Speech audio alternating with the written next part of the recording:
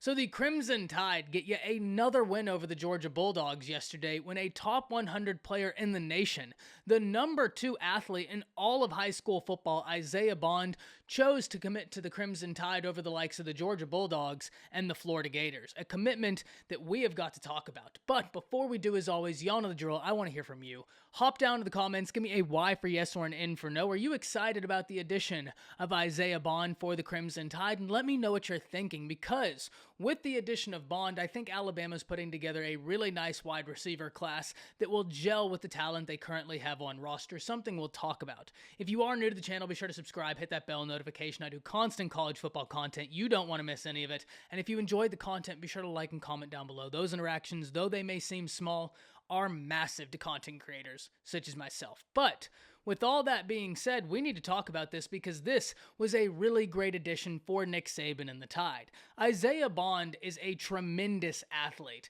and though he's rated as the number 2 athlete in the nation, he'll play wide receiver at the University of Alabama, or at least that's what it seems like as of right now. And that is a welcome addition to that room, because Isaiah Bond has a ton of speed. He was someone who ultimately Tide fans thought they would initially get before he committed to the Florida Gators.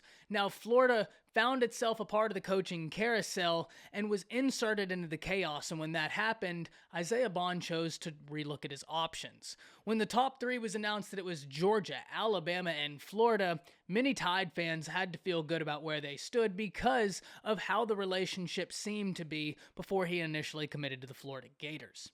Now, this is a very interesting commitment because of what it means for the Crimson Tide recruiting class as a whole, because this boosts Alabama to the number 2 class in the nation, sitting only behind Georgia, just in front of Texas A&M. And when we look at the top recruiting classes in the nation, it is really interesting because they are so close. This year's final rankings are going to be a photo finish, and it's going to be so exciting for us, the fans. Because hear me out on this. I'm just going to read you the top classes in the nation right now.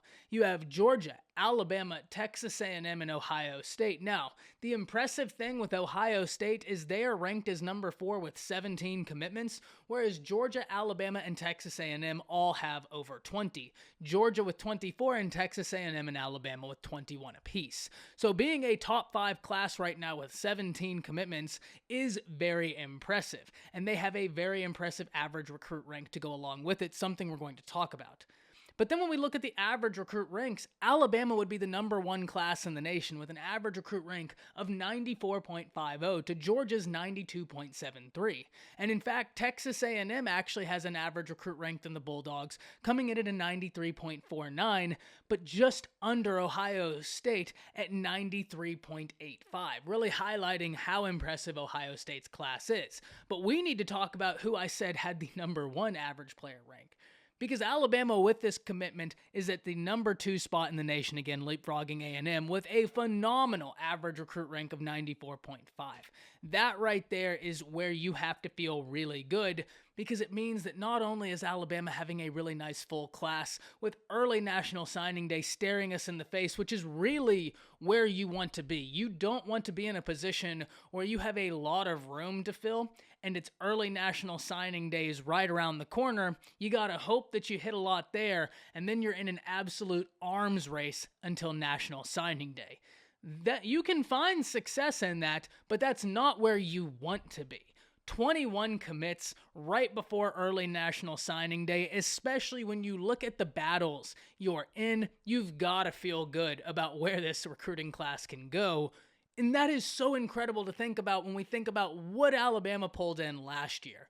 This class isn't going to look the same by any stretch of the imagination because the needs aren't the same, but I can promise you it will be a stellar class. So long as Nick Saban is there, he just pulls in stellar classes. It's just so impressive to see it year after year, and this class is certainly no exception. Isaiah Bond, like I said, is a part of a wide receiver group, or at least looks to be a part of a wide receiver group, that I think will gel very well with the talent on roster. Defensive coordinators are not going to be able to come in with a very easy game plan because the stylistic differences the wide receivers present make it very hard to effectively stop them all. You must respect the deep ball. You must respect the physicality. You must respect the route running. Everything is there, and that puts the Crimson Tide offense in a really unique position. Alabama will probably continue to find themselves in good position for wide receivers because they've established themselves as wide receiver U. And even though they missed out on Evan Stewart, who is, without question, a phenomenally talented prospect who chose to go to Texas A&M over the likes of the University of Texas and Alabama is still pumping wide receivers out at an alarming rate. I mean, we're talking rates that just have not been seen in college football. And then you fast forward this year, and Jamison Williams might win the Biletnikoff. He has been sensational. John Mechie was fantastic.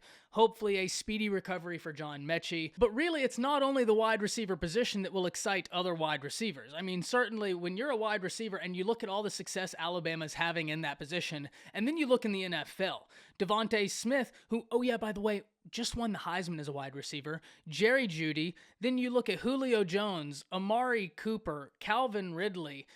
It's just astronomical what they're doing. But then you look at quarterbacks. Right now, Bryce Young looks to be the Heisman favorite. I don't know how you wouldn't give Bryce Young the Heisman, but they didn't invite Will Anderson, so they've proven they can surprise me. Right? I don't know how you wouldn't give it to Bryce Young. That would be an absolute slap in the face of someone who's played phenomenal football, but I digress. He's still going to be here for another year. So receivers in this class are going to be excited. But then you look in the future. They're competing right now for Arch Manning to get him a part of the 23 cycle. And then in the 22 cycle, you have 5-star Ty Simpson. In the class we just had, you have Jalen Milroe, who is a phenomenal athlete and somebody that's incredibly exciting at that position.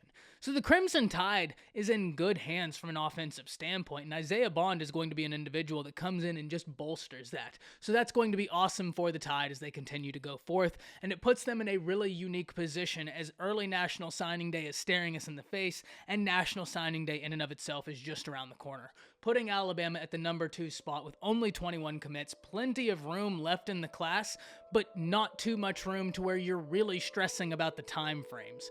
That's just enough room to hyper-focus on very important battles, try and see those out, and then still leaving yourself enough time in case those battles don't all go the way you would like.